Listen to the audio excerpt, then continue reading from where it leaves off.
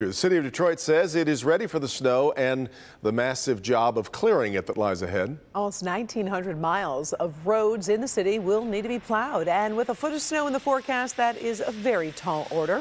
Rod Maloney live downtown right now with the city's plan. Rod.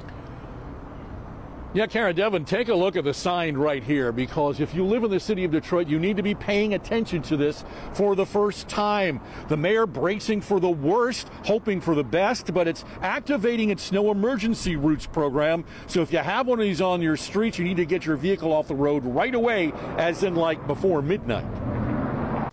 If it were my car and it were on a street with a red and white sign, I'd move it.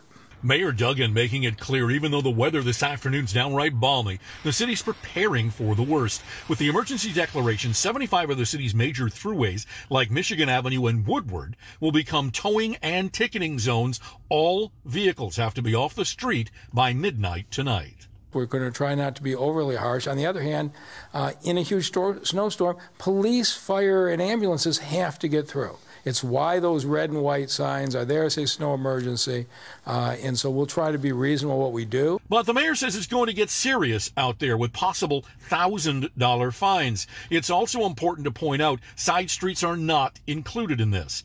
The city has 50 plows ready to go on the main roads. Crews expecting to work straight through until Sunday night. They'll hit the road at 6 a.m. tomorrow morning, starting with salting.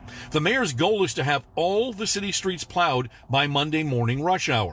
There are 5 independent contractors that will start working on side streets Thursday morning at 6 a.m. and go 36 hours. And there's another wave on standby to work all weekend if necessary.